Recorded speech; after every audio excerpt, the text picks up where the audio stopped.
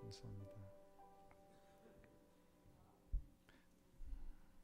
많은 이민자들이 미국에 와서 일정한 시간이 지난 다음에 또 일정한 자격을 갖추게 되면 시민권을 따게 되는 절차가 있습니다.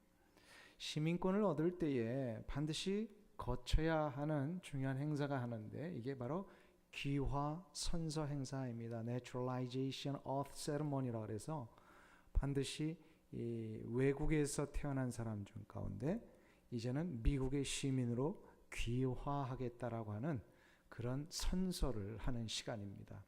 이 귀화 선서 행사의 핵심은 다른 게 아니고요. 판사 앞에서 손을 들고 맹세를 하는 겁니다. 이제 이게 법적인 부분인데요. 맹세를 할 때 다른 내용이 아니고 그 핵심적인 내용이고요. 기존에 자신이 가지고 있던 그 이전의 나라, 그 나라에 충성했던 것을 정확하게 포기하고 이제 미국에 대하여 내가 충성하겠다. 이거를 선서를 하는 거예요. 그래서 이 선서에 보면은 5가지 내용이 있습니다. 뭐 헌법을 준수하겠다, 세금의 의무를 감당하겠다, 그리고 또 뭐 전쟁이 일어날 때는 병역의 의무를 내가 감당하겠다. 이러한 그 5가지 선서가 있습니다. 모르셨죠? 이런 거 있었는지. 이거 알았으면 내가 선서할 때 좀 다시 생각해 볼 텐데. 이거 전쟁이 나면요, 나라가 우리를 군인으로 부를 때 우리가 봉사를 해야 돼요. 이게 그때 우리 미국 선서할 때 했던 선서 중에 하나입니다. 그래서 무슨 얘기죠? 이렇게 새로운 신분으로의 변화는 기존에 우리가 가지고 있었던 그 우리가 누렸던 특권이나 이것을 모든 걸 다 내려놓고 이제 새로운 신분에 걸맞는 충성과 의무와 봉사를 해야 된다. 실은 새로운 신분이 되면 특권이 주어지거든요. 미국의 시민이 된다는 것은 특권인데 어떤 특권에 맞추어서 의무와 책임이 요구됩니다.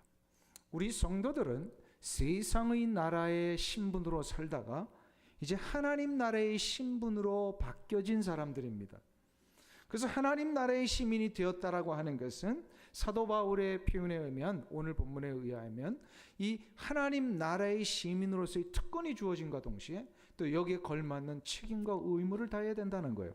그래서 오늘 본문에서 얘기를 하고 있습니다. 그럼 과연 우리에게 이 하나님 나라의 신분으로 바뀌어졌을 때 우리에게 이제 허락되는 타이틀이 3가지가 있다. 오늘 말씀을 합니다.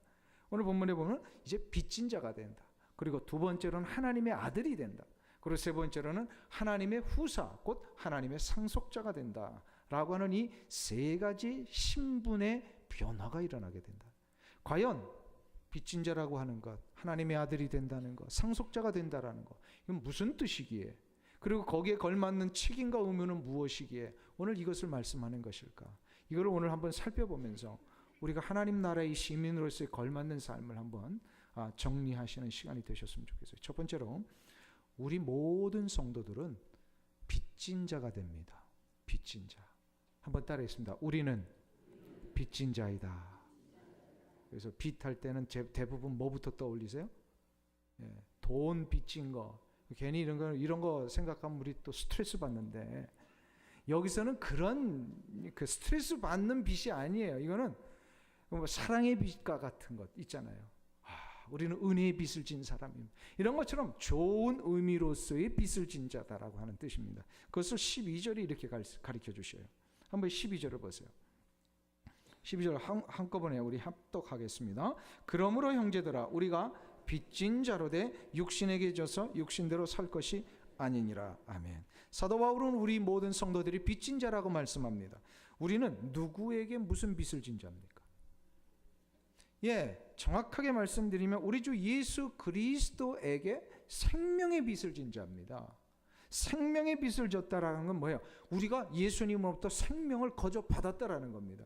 우리 주 예수 그리스도께서 십자가에 달려 돌아가시고 그 위에서 십자가 위에서 생명을 다 내어주심으로 우리가 그 생명을 거저 받았다. 그런 의미에서 우리가 생명의 빚진 자라는 거예요. 그러니까 이거는 스트레스 받을 일이 아니고 뭐예요? 놀라운 일이에요. 감격해야 될 일이에요. 자, 이럴 때마다 이 이야기가 나올 때마다 많은 분들이 의문을 가지고 질문을 해오시는 것이 있었어요.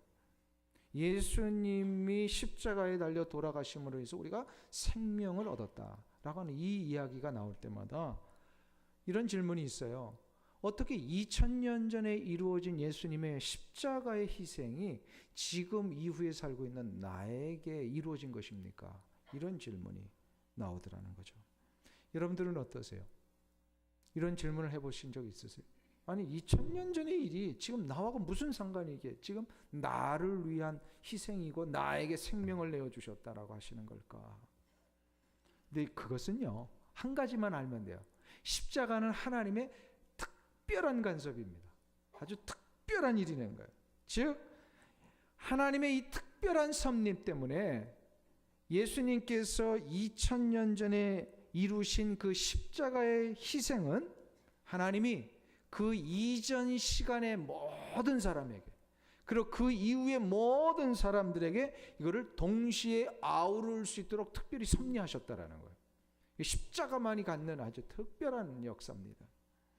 그래서 이 십자가 이전의 모든 시간과 이후의 모든 시간을 동시에 아우르시기 위하여 하나님이 한 가지 방법을 사용하셨는데 그게 바로 뭐냐면 성령의 역사입니다. 성령의 역사를 통하여 성령님을 통하여서 AD 1세기에 이루어진 이 십자가의 희생이 그 이전에 어떤 사람이든지 간에 그리고 그 이후에 어떤 사람이든지 간에 그 십자가가 바로 나를 위하여 이루신 대속의 희생이다. 나를 살려내시기 위하여 예수님이 생명을 내어주셨다라고 하는 것을 인정하고 받아들이는 모든 사람들은요 십자가가 그에게 적용이 됩니다. 그래서 2000년 전의 일이 바로 지금 나에게 이루어지는 이 생명의 역사가 성령님 때문에 이루어진다는 거예요. 성령님은 십자가의 모든 일들을 모든 희생을요 인류의 모든 사람들에게 현재적으로 역사하시는 분이세요. 그러니까 우리가 구원을 이야기를 할 때 성령을 통하여 구원을 받는다 그러잖아요. 예수 그리스도의 십자가의 보혈에 의하여서. 그렇기 때문에 성령을 통하여 우리가 예수를 믿어 구원을 받아 우리가 생명을 거저 얻었다라고 하는 이것 때문에 우리가 생명의 빚진 자입니다. 생명의 빚을 진 거예요. 그러면 중요한 것은 이 빚을 진 자는 어떻게 살아야 되느냐 이 말이에요. 생명의 빚을 진 자는 어떻게 살아야 됩니까? 13절이 그것을 우리에게 가르쳐 주십니다. 한번 보세요. 13절 말씀. 우리 다 같이 13절 한 목소리를 읽겠습니다. 너희가 육신대로 살면 반드시 죽을 것이로되 영으로서 몸의 행실을 죽이면 살리니. 할렐루야. 생명의 빚을 진 자는 그 생명을 주신 분 곧 예수 그리스도의 의도대로 살아야 합니다. 이거는 돈 빌리는 거하고는 전혀 다른 이야기라 해서 돈 빌리면 그냥 종속이 되는 거지만 생명을 내어줘서 내가 살았기 때문에 이거는요 정말로 그 생명을 내어주신 분의 그 의도와 그 삶의 이 가르침 이런 것들을 우리가 소홀히 여길 수 없는 거잖아요. 그렇기 때문에 예수 그리스도의 의도대로 살아야 되는데 그게 바로 뭐냐면 생명을 얻어 새로운 신분이 된 자답게 거기에 맞는 책임과 의무를 다하라는 거예요. 그 책임과 의무가 뭐냐? 13절에 보면 몸의 행실을 죽이며 살라는 겁니다. 몸의 행실을 죽이는 거예요. 다시 말해서 몸의 행실은 뭐죠? 내 안에 내재되어 있는 본질적인 몸의 이 육신의 이 소욕 곧 죄와의 단절을 얘기를 합니다.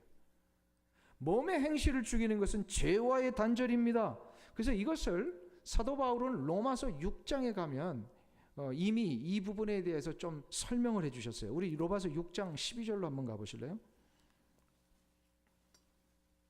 12절부터 14절 말씀이 그것을 가르쳐 주십니다.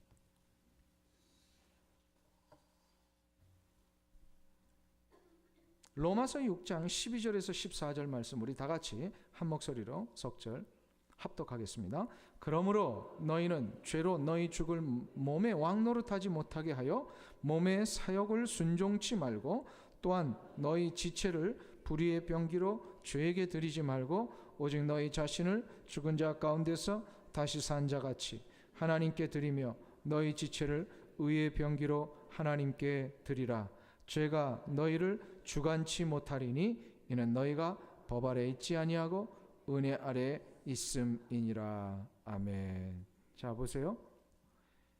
이 말씀은 바로 우리가 이미 생명의 나라의 시민이 되었다. 하나님 나라의 시민이 되었다. 의의 신분을 가지게 되었다. 빛의 신분을 가지게 되었다. 그 이야기를 하시는 거예요. 이렇게 신분이 바뀌어진 사람은 더 이상 옛날의 신분으로 가지고 있었던 것에 대하여 미련 두지 말고 단절하라는 거예요. 마치 미국의 시민이 되면 이전에 우리가 가지고 있었던 시민으로서의 그 권리와 또 의무 이런 거 이제 그 이전 나라에 충성했던 거 다 내려놓고 이제는 새로운 미국 시민으로서 미국에 충성하라. 그 이야기가 똑같은 거예요. 세상 나라의 신분으로 가졌을 때 가졌던 그 모든 책임과 의무 다 내려놓고 거기에 종속되던 삶의 스타일 다 내려놓고 이제는 빛의 나라, 생명의 나라의 신분에 걸맞게 살아. 그게 바로 무슨 얘기입니까? 여기 보면요. 어둠과 빛은 같이 공존할 수 없듯이요. 의로움과 죄는 우리 안에서 공존할 수 없더라는 거예요. 그렇기 때문에 우리는 이제 새로운 신분에 걸맞게 이 육신의 소욕, 곧 육신의 이 삶, 내 몸의 행실을 죽이며 죄를 단절하며 살라. 자, 무슨 얘기입니까? 이제 목욕하고 새 옷으로 갈아입은 사람 더 이상 옛날에 이 꾸정물에 몸담지 말라는 거예요. 흙탕물 들어가지 말라는 거예요. 우리는 새로운 신분이 되었기 때문에. 근데 한번 보세요. 우리가 예수 그리스도를 믿어 새로운 신분이 되었는데 그 신분에 걸맞는 이 죄와의 단절이 잘 되세요, 안 되세요? 안 되시잖아요. 이게 이제 우리의 고민입니다. 잘 그렇게 해야 되는데 안 되더라는 거예요. 죄를 단절하는 것이 이게 얼마나 어렵고 힘든 일인지 아세요? 어떨 때는요, 사람들이 죄를 단절하려고 하다가 그만 다 실패해버리고 죄 빠지는 경우가 너무 많아요. 그래서 죄는 웅덩이와 같은 거예요. 사람들은 자기 힘으로 생각하기에 이 죄의 웅덩이를 건너뛸 수 있다라고 해서 막 건너뛰어 봅니다. 그런데 영락없이 어떻게 돼요? 다 빠져버리잖아요. 다 빠져버리는 거예요. 그렇기 때문에 이 죄의 문제는 건너뛰고 돌파하는 게 아니라 피해서 돌아가야 합니다. 피해서 돌아가야 돼요. 우리의 힘으로 이거를 뭔가 해보려면 영락없이 다 무너집니다. 그래서 사도 바울이 이 문제를 해결하는 방법을 오늘 13절에서 다시금 가르쳐주고 계세요. 로마서 8장 13절에 보면 두 가지 단계로 이 죄의 문제를 해결하라. 두 가지 단계로. 그 첫 번째 단계가 뭐냐면 성령님을 의지해야 된다는 거예요. 성령님. 내 힘으로 했다간 다 무너지니까. 13절 보세요. 너희가 육신대로 살면 반드시 죽을 것이로되 영으로서 몸의 행실을 죽이면 살리니. 영으로서라고 하는 단어를 쓰셨어요. 이 영으로서라고 하는 거는 뭐냐면 성령으로서라는 단어고요. 성령으로서라고 하는 것을 다시 번역하면 성령을 따라 하라는 거예요. 성령을 의지해서 하라는 거예요. 성령님은 우리의 연약함을 도우시는 분이십니다. 아멘. 성령님은요, 우리의 연약함을 도우시는 분이시기에 성령님을 의지해서 이 문제를 좀 해결할 수 있도록 나를 역사해 주옵소서 기도하며 간구하며 나갈 때 성령님이 이 죄의 문제를 해결할 수 있는 능력을 주세요. 이 죄, 내 힘으로 이 죄의 웅덩이를 그냥 넘어보려고 하다가 그냥 다 빠져버렸던 나의 삶이 나 힘들지만 이 죄의 문제를 돌아갈 수 있는 힘과 능력을 주시더라는 거예요. 그래서 성령님을 의지하라. 그런데 두 번째 단계가 있어요. 성령님을 의지하는데 죄의 문제는 내가 확고하게 단절시켜야 된다는 거예요. 성령님이 죄를 끊게 해주시는 것이 아니라 성령님이 나를 도우셔서 나에게 능력을 주실 때 내가 끊어야 된다는 거예요. 성령님은 도우시는 분이세요. 그렇기 때문에 죄는 내가 아주 단절을 해야 되는. 그래서 오늘 본문의 13절에 보세요. 너희가 육신대로 살면 반드시 죽을 것이로되 영으로서 몸의 행실을 죽이면, 여기서 죽이는 주체가 누구예요? 내가 죽이는 거예요. 성령님은 나를 도우시고요. 그렇기 때문에 죄악의 단절은 성령님의 인도하심 속에 내가 끊어내는 것입니다. 이 내가 끊는 것은요, 의지요, 결단이며 노력입니다. 죄의 문제에 자주 넘어지시는 분들 보면은요, 성령님이 나를 끊어주실 때까지 기다리는 분들이 있어요. 아니에요. 성령님이 도우신다니까요. 내가 끊어야 되는 거예요. 그래서 많은 분들이 죄 앞에 자꾸 넘어집니다. 타협을 합니다. 자기 힘으로 해보려고 합니다. 제가 한번 여쭤볼게요. 술의 문제를 해결하려면 어떻게 해야 됩니까? 술의 유혹을 끊어내려면 어떻게 돼요? 아예 술 근처에는 가지 않아야 돼요. 아, 이거 비싼 술이라고 장식장에 이거 3,000불짜리 딱 장식입니다. 이렇게 놔두고 있으면요, 나중에 언젠가는 이거 먹게 돼요. 그러니까 어떻게 해요? 술은 근처에도 있으면 안 되는 거예요. 담배도요, 안 피겠다고 하면 돼요. 이거 끊는 게 얼마나 힘든지 아세요? 옛날에 이게 담배 피시던 분들 아시잖아요. 담배 끊는 거 어려워. 어떤 분이요, 담배 끊겠다고 예수를 믿는데 이 담배를 못 끊어가지고 말이에요.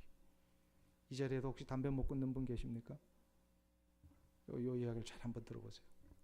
어떤 분이 예수를 믿는데도 담배를 못 끊어가지고 그렇게 고민을 하고 하다가, 이게 민망하잖아요. 교회 앞에서도 그렇고 가족들 다 예수 믿는 가족들인데도. 그래가지고 가족을 모아놓고 아주 선언을 했어요. 내가 앞으로 다시는 담배 안 피겠다. 이 선언을 했는데 며칠 후에 가만 집 옆에서 숨어서 이렇게 담배를 피고 있는 거예요. 부인이 이 남편을 보니까 얼마나 한심해요. 나무랬어요. 말이나 하지 말지. 앞으로 안 핀다고 그러더니 어떻게 이렇게 담배를 또 숨어서 옆에서 피냐고. 남편이 뭐라 그런지 아세요? 내가 앞으로 안 핀다 그랬지 옆으로 안 핀다 그랬냐. 뭐요? 자꾸 자기 나름대로 타협점을 찾아가는 거예요. 왜요? 자기가 뭔가를 해보려고 하는 거예요. 이거는요, 실패합니다. 안 돼요. 오늘 뭐라 그랬어요? 이 모든 죄의 유혹을 끊는 것은요, 내가 선언하고 내가 해보겠다고 하면 다 빠진다니까요. 어떻게 돼요? 성령을 의지해야 돼요. 성령의 강력한 역사를 구해야 돼요. 그러면서 내가 어떻게 해야 돼요? 단호하게 잘라내야 됩니다. 그러니까 담배 끊기 위해서는요, 담배 근처에 가지 않아야 돼요. 늘 손 옆에 두고 안 피겠다고 하면 이게 무너지더라는 거예요. 많은 분들이 도박에 손을 대고 있습니다. 그런데 이 도박을 끊는 방법은 뭐예요? 카지노장의 근처를 가지 않는 거예요. 또 어떤 분이 나도 모르게 자동차가 글로 가고 있는데 어떡합니까? 그런 분들 굉장히 많아요. 카지노로 저절로 간대. 이게 실은 그분만의 문제가 아니고 이 카지노, 그러니까 도박 중독자들에게 나타나는 현상이 됩니다. 심리학자들이. 그래서 미국에서는요, 이거를 자기 스스로 컨트롤 못하는 사람들에서 법을 제정했잖아요. 카지노의 법을. 그래서 자기도 모르는 사이 카지노장에 왔다. 그럼 미리 얘기를 해놓습니다. 그러니까 시큐리티 하시는 분들한테. 그 카지노에다. 그러면 거기서 다 이렇게 굉장히 그 시큐리티가 잘 돼 있는 것이 카지노장이잖아요. 사람들 얼굴 다 보고 있고요. 행동 하나 다 본답니다. 그러면 자기의 번호판이 들어올 때, 내 얼굴이 비춰질 때, 그 입구에서 나를 좀 막아주세요. 그러면 법적으로 막게 돼 있답니다. 그만큼 도박은요, 자기 힘으로 되지 않아요. 영적인 일이에요. 나도 모르는 사이에 자꾸 손이 가는 거예요. 옛날에 그러잖아요. 어떤 사람이 자기 다시는 도박 안 했다고 오른손 잘랐는데 왼손으로 하고 있더래요. 자기를 믿을 수 있는 게 아니에요. 자기를 믿으면 안 돼요. 성령의 역사 속에 놀라운 능력이 내게 부어지셔야만 된다는 거예요. 그래서 그 능력을 얻을 때 내가 단호하게 끊어내야 됩니다.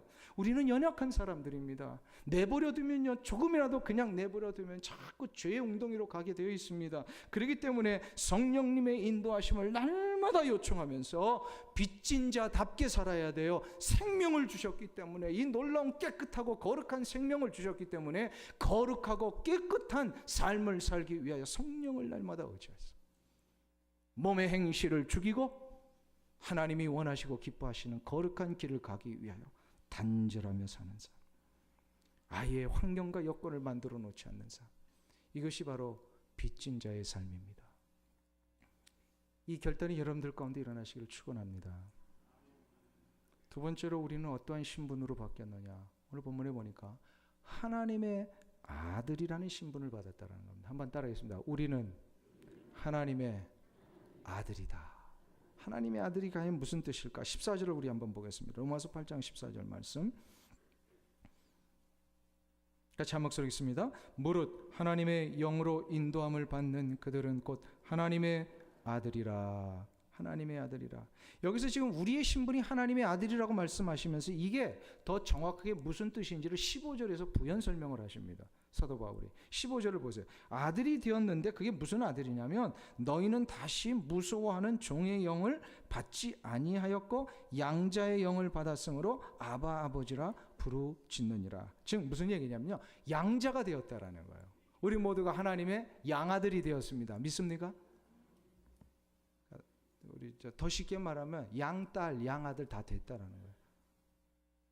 이것을 우리가 이해하기 위해서는요, 로마 시대의 이 배경을 좀 이해할 필요가 있습니다. 로마 시대의 귀족 사회에서는요, 양자 제도가 있었어요. 유력한 집안인데 자식이 없는 경우에는 어떻게 이 문제를 해결했냐면 자기가 거느리고 있는 종들 가운데 어린 시절에 보라서 똑똑하고 총명해 보이고 그 자세가 반듯한 그런 아이들을 이렇게 선정을 해가지고요, 양자로 삼습니다. 양자로 삼아서 이제 이 소년들이 그 집안의 양아들로 이렇게 이제 성장하게 돼요. 그것을 배경으로 해서 지금 사도 바울이 이 말씀을 쓰신 거예요. 양자가 된 소년은 지금 그 이전과 이후가 어떠냐 이 말이에요. 양자가 된 이 소년. 이 신분이 종이었을 때는요, 어떤 마음으로 살았을까요? 갇혀 있는 겁니다. 억압받는 겁니다. 노예의 삶이라고 하는 것은요, 절망입니다. 갇혀 있는 겁니다. 자기 마음대로 뭔가 할 수 있는 것이 없어요. 무엇인가를 할 때는 무조건적인 복종이요. 복종은요, 기쁨이 없어요. 억압이니까. 아무리 무엇인가를 해도 그에는 보람이 없고 가치가 없습니다. 근데 어느 순간부터인가 자기 의도와는 상관없이 그냥 주인이 자기를 발탁해서 이 아들이, 이 소년이 주인의 양아들이 되었습니다. 그러니까 법적으로 완전히 아들이 된 거예요. 이 순간부터 달라지는 게 뭐예요? 자유와 해방입니다. 자유가 이루어지는 거예요. 해방이. 그 다음부터는요, 뭔가 시켜도 할 때 어때요? 복종이 아니라 순종을 하는 거예요. 순종과 복종이 다른 게 뭐예요? 복종은요, 의미가 없고 가치가 없습니다. 그러나 순종은요, 기쁨이 있어요. 이것을 통하여 내게 뭔가 이루어질 그런 것을 기대하게 됩니다. 의미가 있는 거예요. 그리고 더 이상 주인을 무서워하지 않아요. 종이었을 때는요, 주인이 무서워요. 잘못하면 내가 죽는구나. 내가 매맞을 수 있구나. 그러나 아들이 되었을 때는요, 무서운 게 아니에요. 그래서 오늘 보면요, 다시 무서워하는 종의 영을 받지 아니하였고 양자의 영을 받았으므로. 그 이야기를 하는 거예요. 더 이상 주인이 무섭지 않아요. 왜? 아버지가 됐으니까. 성도가 바로 이러한 신분의 변화를 겪은 사람입니다. 우리는 죄의 노예였어요. 죄의 노예였다는 어둠과 절망 속에 갇혀있는 삶이었다라는 거예요. 이런 삶에서 하나님께서 우리를 그냥 일방적으로 선택하셔서 하나님의 양자로 삼아 주셨습니다. 양자로 삼은 이후에 나타나는 최고의 현상이 뭐냐면 자유와 해방입니다. 자유롭게 할 수 있는 거예요. 그래서 구원은 다른 말로 자유와 해방이다라고 하는 말로도 표현해도 틀리지 않습니다. 우리의 삶은 더 이상 두렵지 않습니다. 이제는 무엇인가를 해도요, 자원하는 마음으로 기쁨으로 합니다. 이렇게 신분이 변화가 되었다라는 거예요. 자, 그러면 이 두 번째 신분의 변화에서도 우리가 생각해 봐야 될 중요한 부분이 있어요. 그럼 과연 우리는 어떻게 살아야 되느냐 이 말이에요. 어떻게? 그것을 15절에서 사도 바울은 아주 명확한 단어로 우리 가운데 가르쳐 주십니다. 15절을 다시 한번 읽겠습니다. 시작. 너희는 다시 무서워하는 종의 영을 받지 아니하였고 양자의 영을 받았으므로 아바 아버지라 부르짖느니라. 이제 우리는 하나님 앞에 양자가 되었으니까 하나님을 뭐라고 부르라고요? 아바 아버지. 여기서 아바라고 하는 단어는요, 한국식으로 하면 아빠라고 부르는 거하고 똑같은 거예요. 아빠. 아빠 할 때 우리 자녀들이 부모에게 아버지에게 아빠 부를 때는 언제 그럴 때 그런 표현을 합니까? 아빠. 예? 아빠 하면 무슨 뉘앙스예요? 예, 친밀감, 격이 없음. 정말로 아빠와 나 사이에 감출 것이 없고요. 아빠 하면 모든 걸 다 들어주시는 분. 아빠, 이것은요, 아빠께 내 거예요. 그렇잖아요. 이 아빠라는 표현을 언제 써요? 우리 자녀들이 어린 시절에 자기 스스로 무엇인가를 할 수 없을 때, 자기의 힘으로 무엇인가를 헤쳐나가기 어려울 때 아빠, 아빠, 아빠. 근데 요즘은요, 시집간 딸들도 아빠라고 부르더라고요. 시집간 딸들. 왜 그런지 아세요? 아빠께 내 거니까. 다 의도가 있는 거예요. 시집가고 나서 친정에 와서 아빠 그러면 뭔가 좀 달라는 거예요. 우리는요, 하나님을 어떻게 불러야 된다고요? 아빠. 더 이상 이제 무서운 하나님이 아니라, 더 이상 나와 이렇게 좀 거리가 있는 하나님이 아니라 친밀하신 하나님. 그래서 아빠, 어린아이들이 아빠 하면은요, 무슨 의미인지 알아요? 저도 보니까 아빠 그러면 얘가 뭘 달라는 거예요. 아빠 그러면요, 와서 좀 도와달라는 거예요. 보니까 하나님이 지금 우리를 그렇게 아시는 거예요. 하나님, 우리가 이 한마디를 해도 하나님께서 너가 지금 무슨 문제가 있는지 내가 안다. 하나님, 너가 그 문제 때문에 마음이 아파하는구나. 하나님, 너가 이 문제를 도와달라고 하는구나. 하나님이라는 이 표현 속에서 하나님은 지금 다 아시고 있어요. 그러니까 우리는 이제 하나님이 우리의 아빠가 되시기에 다른 거 신경 쓸 게 없는 거예요. 우리 자녀들 키워보셔서 아시겠지만, 어린 시절에 자녀들이 친구들 집에 데리고 들어오면요, 여기서 자란 애들은요, 뭐 남의 집이건 자기 집에 허물이 없어가지고 그냥 뭐 우리 아들인지 남의 아들인지 모를 정도로 그렇게 막 지내는 경우가 너무 많아요. 근데 우리 아들인지 남의 아들인지 구분 못해도 딱 한 가지는 구별이 돼요. 이 경우에만은. 언젠지 아세요? 냉장고 문 열 때. 냉장고에요, 남의 아들이 아무리 허물이 없어도요, 마음껏 열지 못하더라고요. 근데 우리 아들은요, 마음껏 열어요. 만일에 우리 아들이 목이 말라가지고, 아버지, 내가 냉장고에서 물을 꺼내서 마셔도 되겠습니까? 그럼 얘 이상한 애예요. 아들은 그렇게 하는 게 아니에요. 뭐예요? 냉장고 문을 마음껏 여는 거예요. 하나님이 우리를 아빠라고 부르게 하실 때는 바로 하나님의 냉장고를 마음껏 열 수 있는 권한을 주셨더라는 거예요. 이 부분을 예수님께서 마태복음 7장에서 뭐라고 얘기를 하십니까? 구하라 그리하면 너희에게 주실 것이요, 찾으라 그리하면 찾아낼 것이요, 문을 두드리라 그리하면 너희에게 열릴 것이니 구하는 이마다 받을 것이요, 찾는 이는 찾아낼 것이요, 두드리는 이에게는 열릴 것이니라. 아멘. 이 말씀 하신 다음에 예수님이 그 뒤에 두 구절을 더 붙여주셨어요. 그게 바로 뭐냐면, 너희 중에 누가 아들이 떡을 달라 하면 돌을 줄 사람이 있느냐? 누가 너희 중에 아들이 생선 달라 하는데 뱀을 줄 사람이 있느냐? 세상의 악한 사람들도 그렇게 하지 않는데 하물며 전능하신 하나님 아버지가 그 자녀들이 구할 때 어떻게 주시지 않겠느냐, 이 말씀하고 계십니다. 사랑하는 성도님 여러분, 하나님은 우리의 아빠 아버지이십니다. 믿습니까? 그래서 우리는 앞으로 하나님을 어떻게 해야 돼요? 아빠라고 부르며 살아야 돼요. 하나님은 나의 아빠이십니다. 내가 하나님을 향하여 아버지, 하나님, 하나님 라고 하나님 앞에 요청할 때마다 하나님은 내게 무엇은 문제가 있는지를 아시더라는 거예요. 이것이 천국 백성된 자의 특권입니다. 이것을 누리며 사시기를 간절히 소망합니다. 마지막으로, 그러면 이제 우리는 어떠한 신분으로 된 자들이냐? 오늘 본문에 보니까 우리는 하나님의 상속자가 되었다라는 것입니다. 한번 따라하겠습니다. 우리는 하나님의 상속자이다. 이것을 17절에서 이렇게 말씀합니다. 17절 말씀 같이 우리 한 목소리로 합독하겠습니다.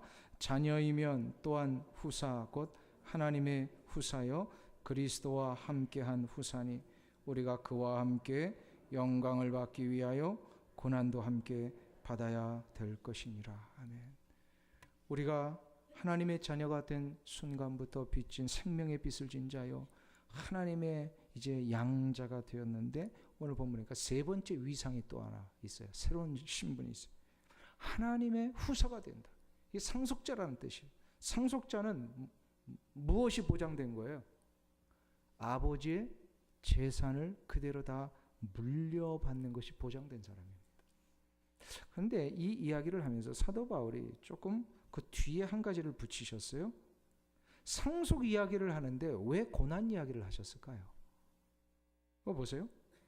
자녀이면 후사 곧 하나님의 후사여 그리스도와 함께한 후사니 우리가 그와 함께 영광을 받기 위하여. 아버지 하나님께서 우리에게 정말로 물려주신 놀라운 기쁨과 영광의 이 기업들, 이것들을 받기 위하여 어떻게 하는 거예요? 고난도 함께 받아야 할 것이니라. 왜 상속의 문제를 이야기하시면서 고난도 받아야 한다고 하시는 것일까요? 이것은 다른 이야기가 아니고요, 상속을 받을 우리가 이미 앞으로 받은 이후에 하나님이 물려주신 이 풍성한 삶의 여러 가지 여건들, 물론 궁극적으로는 저 하나님 나라에 얻게 될 저 천국의 기업을 얘기하는 것입니다만, 그것을 위하여 맛보기로 이 세상 사는 동안에 계속해서 우리에게 좋은 것들을 주십니다. 이 좋은 것들을 주실 때에 하나님이 허락하신 이 놀라운 기업들을 우리가 받은 이후에 이것을 잘 보존하고 감당할 수 있는 능력을 키우시기 위하여서. 물려줬는데 이거 감당할 능력이 없으면 어떻게 다 이거를 탕진해 버리잖아요. 로마 시대에도 바로 이런 일이 있었던 거예요. 로마 시대의 양자로 들어온 아들이 그의 기본이 반듯하고 청명해서 장래가 정말로 보이고 믿을만 하지만, 아버지 입장에서는요, 이 어린 소년에게 덥석 자기의 모든 재산을 물려줄 수 없습니다. 분명한 한 가지가 확신될 때 물려줘야 돼요. 그게 바로 뭐냐면, 물려준 이 재산 탕진하지 아니하고 계속해서 보존해서 아버지의 원하는 뜻대로 자자손손 이어갈 수 있는 능력이 있느냐.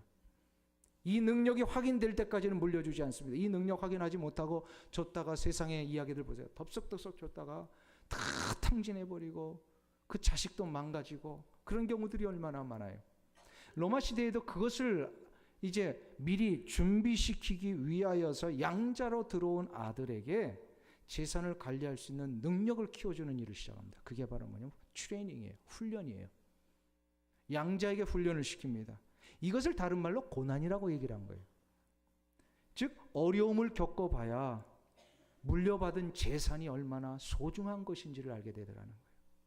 배고픔을 경험해봐야 매일매일마다 공급되는 일용할 양식이 얼마나 감사한 것인지를 알게 되더라는 거죠. 하나님께서 우리 그리스도인들, 특별히 하나님의 양자로 신분이 바뀌어진 모든 성도들을 상속자로 삼으셨지만, 하나님이 이 상속하여 주시고자 하는 하나님 나라의 놀라운 기업과 영광과 이 삶의 풍요로운 것들, 이거를 우리가 받은 이후에 정말로 감사하며 이것을 계속해서 보존하며 누릴 수 있는지, 이 능력을 허락하여 주시기 위하여 때때로 고난을 주시더라는 거예요. 그래서 우리 그리스도인들이 얻는 고난은 그 어떤 것도 헛된 것이 없습니다. 고난은 다 의미가 있어요. 그리스도인들이 받는 고난은 다 가치가 있습니다. 예를 들어 이런 거죠. 우리가 종으로 종살이 할 때에 주인의 명령에 의해서 집 앞에 앞마당을 쓴다. 마당 쓰는 게 종에게 의미가 있어요, 없어요? 소망도 없고 기쁨도 없고 의욕도 없습니다. 그런데 양자가 되어서 이제 아버지가 그 양자를 훈련시키기 위하여 그 훈련에 일어나 너 앞으로 앞마당 네가 쓸어. 그러면요, 이 앞마당 쓰는 게 아들에게는 어떤 의미예요? 트레이닝이에요. 훈련이에요. 그런데 마당을 쓰면서 뭘 기대하는 거예요? 내가 이 훈련을 통과하고 능력을 얻으면 어떻게 되는 게 아버지가 더 많은 것을 맡기는 거예요. 그러니까 마당을 쓰는 것이요, 고난이지만 힘든 일이지만 의미가 있고요, 가치가 있는 거예요. 그래서 사도 바울이 오늘 17장 끝난 다음에 18절에서 뭐라고 말씀을 하세요? 거기 보세요. 그 유명한 선언을 우리 가운데 주시잖아요. 우리 로마서 8장 18절을 다 같이 한 목소리로 합독합니다. 생각컨대 현재의 고난은 장차 우리에게 나타날 영광과 좋게 비교할 수 없도다. 할렐루야. 한번 보세요. 그리스도인들이 받는 모든 고난은 앞으로 우리가 받게 될 놀라운 영광의 기업에 비하면 아무것도 아니기에 내가 이 고난을 통하여 능력이 준비되면 뭐가 주어진다는 거예요? 더 많은 기업이 주어진다. 믿습니까? 그리스도인들의 고난은요, 그래서 다 의미가 있어요. 다 가치가 있어요. 요즘 들어서 우리 한국을 생각하면서 많은 분들이 걱정을 하고 계십니다. 한국에 이루어지고 있는 그 수많은 일들 때문에 참 한국이 어떻게 이렇게 어렵게 되었는가. 근데 저는 분명히 믿습니다. 한국의 이 어려운 시간들을 통하여 하나님은 분명히 새롭게 우리 한국 백성과 한국 교회를 향하여 이루시고자 하는 뜻이 계실 것이다. 믿습니까? 이게 그냥 저의 막연한 생각이 아니라 저는 역사적으로 보니까 그랬더라고요. 우리 한국 백성들을. 일제 36년의 시간을 한번 보세요. 그 시절에 고난당하고 어려움 당했던 수많은 이 수탈과 억압, 우리에게는 그때는 아무것도 의미가 없는 것처럼 보였지만 하나님은 특별한 그 섭리와 계획이 계셨잖아요. 일제 36년의 이 어려움과 고난의 시간을 통해 한국 백성이 뭘 남겨주셨어요? 바로 순교의 피가 흐르게 하셨어요. 우리 한국 백성에게. 순교의 피가 흐르는 것은 하나님이여 책임지세요. 그래서 이 순교의 피가 흐르는 한국 땅에, 이 조선 땅에 그래서 수많은 교회들을 일으키셨잖아요. 일제 36년이 끝난 다음에 해방의 기쁨을 5년 동안 만끽하다가 5년 후에 또 고난이 왔어요. 바로 인류 최대의 이 비극이라고 하는 동족 상잔의 비극. 같은 민족끼리 싸운 것 때 가장 피해가 심하고 가장 이 물질이 많이 들어가고 전쟁 비용이 많이 들어가고 같은 민족끼리 싸운 거죠. 가장 많은 사람이 죽었다라고 하는 이 6.25 전쟁. 3년 동안 전쟁 치르고 나니까 다 폐허가 됐어요. 잿더미만 남았어요. 이것을 보면은요, 우리는 왜 이런 일이 일어났을까? 네, 하나님은 놀라운 계획을 세우셨어요. 왜 6.25 전쟁의 고난이 의미가 있을까요? 하나님은 6.25 전쟁을 통하여 우리에게 두 가지를 가르쳐 주셨어요. 나라와 민족은 하나님이 지키신다는 거예요. 그리고 이런 잿더미 속에서도 이 문제를 해결할 길은 전능하신 하나님의 복이 내리는 것밖에 없다라는 거예요. 아멘. 그래서 잿더미 이후에 우리 민족이 어떻게 해요? 교회마다 모여서 기도하고 하나님 이 민족을 살려주세요. 우리 민족에게 복을 내려주세요. 그랬을 때 어떻게 됐어요? 60년대부터 70년대, 80년대 놀라운 하나님의 축복의 역사가 우리 민족을 지켜주시면서 이루어지셨죠. 지금 우리 민족이 누리고 있는 것은요, 바로 그때 고난 가운데 부르짖었던 성도들의 기도 때문이라고 믿습니다. 아멘. 지금 한국에서 벌어지는 일련의 사태, 고난의 문제는 하나님만이 이 민족을 보호하실 수 있고 하나님만이 이 민족에게 복을 내리실 수 있다를 믿고 구하는 성도들이 있을 때 그 고난을 하나님은 놀라운 계획으로 다시 축복의 역사로 바꿔주실 줄 믿습니다. 요셉이 어린 시절 곱게 자라다가 형들의 미움을 사가지고요, 그 어린 시절에 옥살이를 했잖아요. 애굽으로 팔려가서 노예살이를 했어요. 먼저 노예살이를 하는데 한번 보세요. 그 요셉이 뭘 잘못했다고 그가 그 어린 시절에 노예로 팔려갑니까? 잘못한 게 없어요, 실은. 근데 하나님은 이 노예살이를 통하여 이루시고자 하는 뜻이 계셨더라고요. 그가 노예로 팔려간 집이요, 보디발인데 보디발은 왕정에서 섬기는 사람 아니에요. 그러니까 집안이 유력한 집안이었어요. 근데 요셉을 가만히 보니까 이 요셉이 분명히 뭔가 하는 일마다 범상치가 않은 거예요. 왜 그랬을까요? 하나님이 그를 형통케 하셨으니까. 그래서 39장 창세기 39장 이후에 보면요, 요셉의 이야기가 나올 때 하나님이 그를 형통케 하셨더라. 형통케 하셨더라. 자꾸 길을 여시는 거예요. 그래서 노예살이를 하는데 길을 여시는데 눈에 이 주인의 눈에 드니까 모든 것을 다 맡깁니다. 노예살이 얼마나 힘들어요. 아무리 노력해도 월급 나오는 것도 아니고요. 아무리 노력해도 자기 신분이 달라질 것도 아닌데 열심히 그가 노예살이의 훈련을 받습니다. 근데 어떤 일을 하나님이 나중에 이루세요. 그때 보디발의 집안에서 어카운팅 배우고요, 자재 관리하는 거 배우고요, 사람 관리하는 이 모든 걸 그때 다 준비한 거예요. 그래서 그가 애굽의 나라의 총리가 되었을 때 이 모든 것을 다스릴 수 있는 훈련이 바로 보디발이 노예살이에서 이루어졌어요. 이 노예살이를 끝내고 나서 그가 이제 보디발의 아내의 모함에 의하여서 감옥살이를 또 하게 되죠. 하나님 풀어주실 줄 알았는데 감옥으로 또 더 추락을 해버렸어요. 감옥에 들어갔더니 하나님이 그를 형통케 하셔서 사람들을 잘 만나는데 이 옥수의 눈에 떠가지고 모든 일을 다 또 처리를 했어요. 근데 거기에서 왕궁에서 술 맡은 관원과 떡 맡은 관원 두 사람이 이제 잘못 때문에 들어와 버렸어요. 이 두 사람을 만나게 하는 거 하나님의 뜻이셨어요. 그들이 꿈을 꿨는데 술 맡은 관원과 떡 맡은 관원의 꿈을 해석을 해줍니다. 그래서 술 맡은 관원은 다시 등극하고 떡 맡은 관원은 이제 사형에 처해지죠. 그런데 술 맡은 관원이 다시금 이제 옥에서 나갈 때 요셉이 뭘 부탁하죠? 당신이 나가면 내가 억울하게 욕살을 하고 있으니까 나를 좀 기억해서 빼내 주십시오. 이 부탁을 해요. 근데 그 술 맡은 관원이 나가서 도와줘요, 안 도와줘요? 안 도와줍니다. 잊어버렸어요. 그것도 2년 동안. 세상에 믿을 사람이 있다 없다? 없어요. 거기서 2년을 요셉이 무슨 훈련을 받았을까요? 나 빼내주겠다고 알겠다고 하면 나간 사람이 2년 동안 깜깜무소식이. 무엇을 그가 훈련을 받았을까요? 두 가지입니다.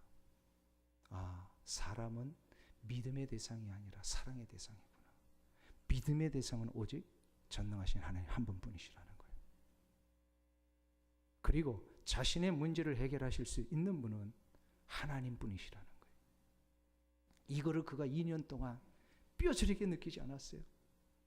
결국 그가 2년 후에 하나님의 강권적인 역사에 의하여서 이제 다시금 나가죠. 나갔을 때 총리 대신이 되고 그 수많은 나라, 어마어마한 애국, 당대 최고의 나라를 다스릴 때에 그가 총리 대신이 됐을 때 수많은 사람들의 이 모함과 질시와 시기가 없었겠어요? 있었죠. 그럴 때마다 묵묵히 그는 누구만을 바라봤을까요? 하나님만을 바라본 거예요. 사람들은 사랑의 대상이지 믿음의 대상이 아니라는 거예요. 우리가 믿어야 할 분은 전능하신 하나님 한 분뿐이십니다. 하나님만이 내 인생의 길을 분명히 건져내실 수 있는 유일한 분이십니다. 그렇기 때문에 요셉의 훈련, 고난은요 다 의미가 있었어요. 성도의 고난은 결코 웨이스트가 아닙니다. 성도의 고난은 언제나 가치가 있습니다. 의미가 있고요. 고난을 통하여 하나님은 우리에게 영광의 기업을 누리며 보존할 수 있는 능력을 준비시키십니다. 그렇기 때문에 우리의 고난을 기꺼이 감내하시는 여러분들 되시길 축원합니다. 여러분 하나님의 상속자들이 고난을 감내한 후에는 이 놀라운 하나님의 기업이 여러분들 가운데 주어지게 될 줄로 믿습니다. 이 은혜가 있기를 간절히 축원합니다. 기도하겠습니다. 하나님 아버지, 우리는 연약한 자입니다. 우리의 힘으로는 죄의 문제 하나도 해결할 길이 없습니다. 성령님 나를 도와주세요. 나를 강하고 담대하게 죄를 끊어낼 수 있는 능력을 내게 부어주셔서 내가 삶의 모든 것들을 결단하며 의지를 가지고 끊어낼 때마다 하나님이여 빚진 자답게 생명의 빚을 진 자답게 살게 하여 주시옵소서. 우리는 하나님의 양자된 자들입니다. 날마다 하나님을 아빠 아버지라 부르는 이 귀한 삶을 주심을 감사합니다. 하나님이여 정말로 내가 하나님을 부르실 때 하나님은 나에게 무엇을 원하시는지를 다 알고 계시는 줄 믿사오니 날마다 하나님 앞에 간구하며 나갈 때 또한 내 인생의 아픔과 어려움이 올 때마다 나를 통하여 이루시고자 하는 하나님의 놀라운 영광의 기업의 보증들을 우리가 바라보며 승리하는 귀한 은혜가 있게 하여 주시옵소서. 예수님의 존귀하신 이름으로 기도하옵나이다. 아멘.